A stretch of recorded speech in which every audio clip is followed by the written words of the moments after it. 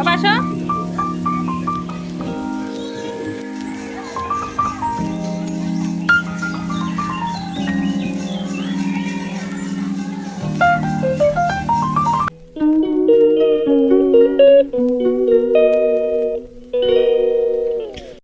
Hello everyone, good morning, welcome back to my channel. কেমন আছো তোমরা? আশা করি ভালো আছো। আমি মন চলে এসেছি একটা নতুন ব্লগ নিয়ে। আই হোপ আজকের ব্লগটা তোমাদের ভালো লাগবে।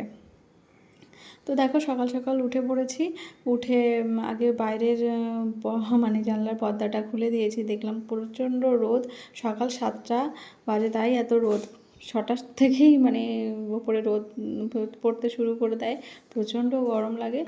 আর ইভান ঘুমাচ্ছে দেখে ভাবলাম যে আমি আগে উঠে সমস্ত কাজগুলো করে নিই, কারণ ও উঠলে দুষ্টুমি করবে, আবার নিচে গিয়ে রান্নাটা করতে হবে। সেই জন্যই তো দেখো, আমার রান্নাঘর ছিল আগে এখানে, আর এই যে ডাইনিং টেবিল, এখানে বসে খাওয়া হতো। আর খুব মিস করি রান্নাঘরটাকে, কারণ এখন আর রান্না করি না, আর যে থাকি না, তো রান্না করবো কী করে, তাই না? তো নিজেই করি। তো খুব শখ করে করেছিলাম এখানে। তো শেষমেশ আর মানে থাকা হচ্ছে না বাড়িতে, এর কারণেই একটু খারাপ লাগছে। আর ইভান উঠেছে কি না শুনতে, মানে শোনার চেষ্টা করছিলাম রান্না করছে কি না, এর জন্যই। তো না, ওঠেনি। তো ওর পাপাকে বললাম, উঠলে তুমি একটু দেখো, আমি ঘরটারগুলো পরিষ্কার করে নিই। তো পাপা বললো ঠিক আছে। তো আগে আমি ঘরটা পরিষ্কার করে নিই। হ্যাঁ, এর ফাঁকে উঠেছিল ইভান, উঠে ওর বাবার সঙ্গে নিচে গেছে, নিচে গিয়ে খেলা করছে। আর আমি এর ফাঁকেই আমি সবগুলো পরিষ্কার করে নিচ্ছি। আর বিছানা ঝেড়ে পরিষ্কার করে দেন ঘরটা ঝাড় দিয়ে বা ডাইনিংটা পরিষ্কার করে দেন নিচে যাব রান্না করতে, কারণ রান্নাটা এমনি দেরি হয়ে যাবে, অনেক রান্নারা বাকি আছে আর কি। তো প্রায় হয়ে গেছে। ঘরটা স্নান করার আগে ঘরটা মুছে নেব। আর ম্যাট তো খুব কালো হয়ে যায়, আর আমরা তো থাকি না এখন প্রায়, তো মোছা হয় না ঘর, তো একদম পুরো কালো হয়ে গেছে। তো এখানে পাপাকে বললাম তুমি সার্ফ নিয়ে এসে দাও, সার্ফ দিলে উঠে যাবে আর কি ময়লাটা। দেন ওপরের সমস্ত কাজ করে এসে নিচে আসলাম। নিচে এসে রান্না করছি। তো রান্না করতে করতে ইভানের পাপার ভাত বেড়ে দিলাম। আর ইভানকে দুধ রুটি দিয়েছিলাম, অল্প একটু খেয়েছে, আর খাচ্ছে না তেমন একটা। আর বেগুন ভাজা আর পটল ভাজা করছি। তো সেটা প্রথমে ভাত এনে দিলাম। এই যে ভাজা করতে করতেই আমি ভাতটা দিয়ে এসেছি। পটল ভাজা আলু ভাজাটা দেবো, এটা দিয়েই খেয়ে যাবে। আর রান্না বাকি আছে উচ্ছে ভাজা, ডাল হয়ে গেছে, আম দিয়ে ডাল। আর এই যে মা এদিকে সবজি কাটছে, নিরামিষ তরকারি হবে সব কিছু দিয়ে আর কি। তো মার কাটা কমপ্লিট হলে তারপরে আমি রান্নাটা করব। আগে ইভানের পাপাকে খাবারটা দিয়ে আসি, দিয়ে আসার পরে দেন মা আর আমি একসঙ্গে খাবো আর কি। দেন ইভানের পাপা খাওয়া দাওয়া করে চলে গেল, মা রুটি খেতে বসেছে।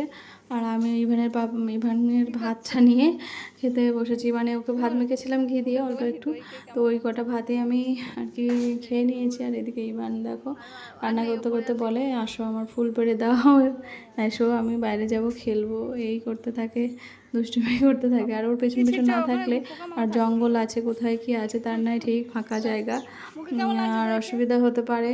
আর ভয় লাগে বাইরের গেট খুলে যদি না চলে যায়, এই আর কি। তো সঙ্গে সঙ্গেই থাকতে হয়। এদিকে রান্না করছে আর একবার ওকে দেখছি আর কি। ভয় লাগে বাইরের গেটটা খুললে, আরও বেশি সমস্যা। তো যাই হোক, আর ও তো একা ঘরে মন বসে না, তাই না?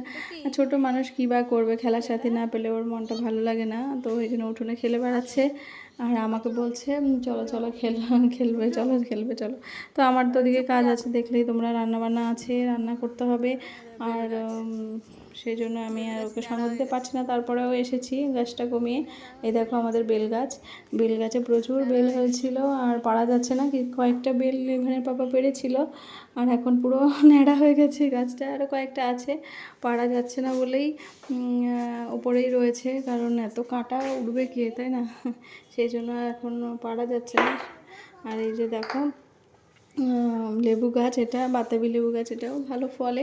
এখন লেবুগুলো ছোটো, আর এটা হচ্ছে কাগজি লেবু, এটাও খুব সুন্দর রস হয়।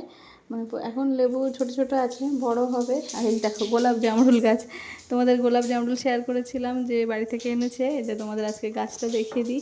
এই যে গাছটা এখন সবে ফুল ফুটেছে আবার, আর আগেরগুলো তো পেড়ে নিয়েছে, সেই জন্য এখন আর গাছে নেই, দেখাতে পারলাম না। তো শুধু গাছটাই দেখালাম আর কি। দেন তারপরে ও বলছে চলো আমি ওপরে যাব। তো খেলতে খেলতে আবার বলছে ওপরে যাবো, আবার উপরে নিয়ে আসলাম। উপরে নিয়ে অনেক দাদা কোথায়? অনেক দাদাকে ডাকো, অনেক দাদা। পাশের বাড়ি অনেক দাদা আছে, অনেক দাদাকে ডাকাডাকি করছে আর কি। মনে আছে অনেক দাদার কথা? মনে আছে? ওই জানলা দিয়ে রাখো।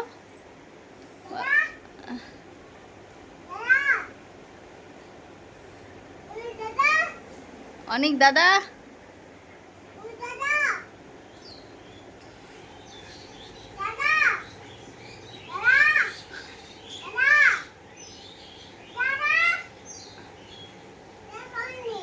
নেই এখন, স্কুলে গেছে, বাড়ি নেই, বাড়ি নেই। ওপরে এসে কোনো খেলার সাথী পেলো না, ভালো লাগছে না, তো আবার নিচে যাবে বলছে, তো আমাকে নিয়ে আবার নিচে যাচ্ছে। এই করতে থাকে সারাদিন, খেলার সাথী খুঁজে বেড়ায়, কিন্তু খেলার সাথী নেই, কি করবে একা। তো কি জানোই তো, বাচ্চারা একটু বন্ধু বান্ধব চায়, তো কী করবো, আমিও বা কী করবো। আমি যতটা পারি সঙ্গ দেওয়ার চেষ্টা করি, কিন্তু পারি না। আর রান্নাবান্না থাকে, কাজ থাকে সংসারে, জানোই তো, তো কীভাবে দেবো, তাও দিতে হয় আর কি। আর এদিকে দেখো আবার নিচে এসে জুতো রাখার একটা ধরে টানাটানি করছে, এটা টানছে, ওটা বের করছে।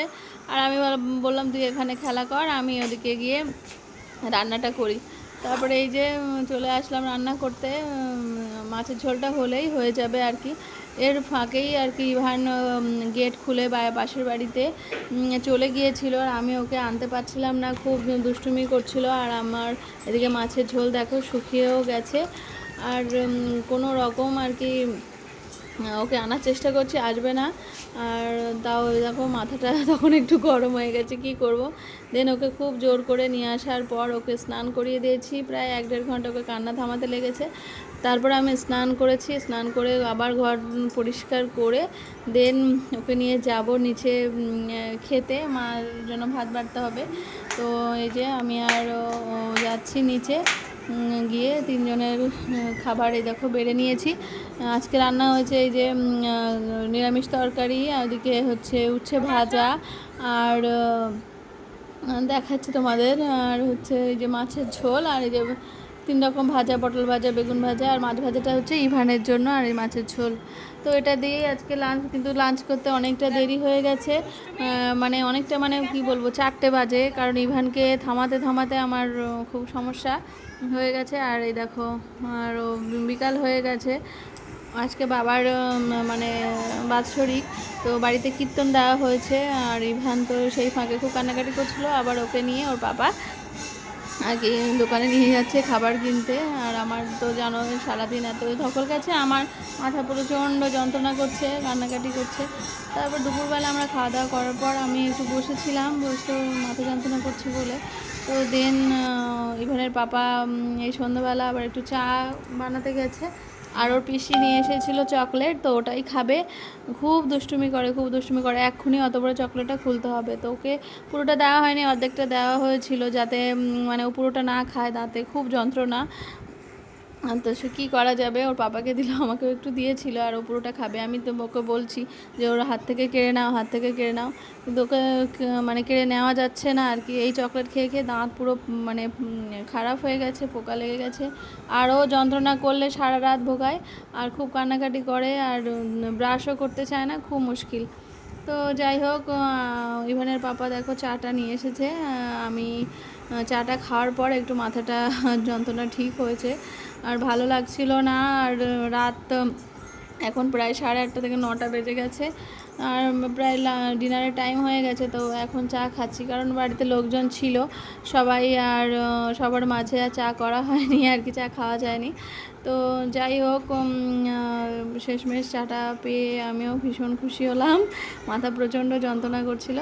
তো এখন ইভানের বাবার কাছে রয়েছে, আর আমি দুটো ভাত খেতে এসেছি, ইভানকে খাইয়ে দিয়েছি টক ডাল দিয়ে ভাত।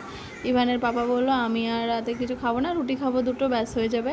আর আমি জাস্ট এই কোনো রকম একটু মাছ দিয়ে, আর একটু ওই যে ডিমটা ছেড়ে দিয়েছে, ডিম সিদ্ধটা, তো সেটা দিয়েই কটা ভাত খেয়ে নেব, আর ব্যাস হয়ে যাবে। আর দেন আর কিছু খাবো না, এবার ঘুমিয়ে পড়বো। আর এর মধ্যে ইভান নিচে গিয়ে দুষ্টুমি করছে ঠাকুমার সঙ্গে, ঠাকুমা ঘুমাবে, তো তারপরে আসলাম নিচে, আর ও তো ঘর থেকে আসে না, বেরোচ্ছে না একদমই। আর এই যে দেখো আমার বাবার ছবি, এই যে, আর ওই যে ঠাকুরের ছবি। তো আজকে কীর্তন দিয়েছিল আর বাৎসরিক অনুষ্ঠান ছিল, তো এর জন্যই মালা টালা পরানো হয়েছে আর কি। তো চলো আজকের ব্লগটা এখানে এন্ড করছি। তোমরা ভালো থেকো, সুস্থ থেকো, গুড নাইট, টাটা।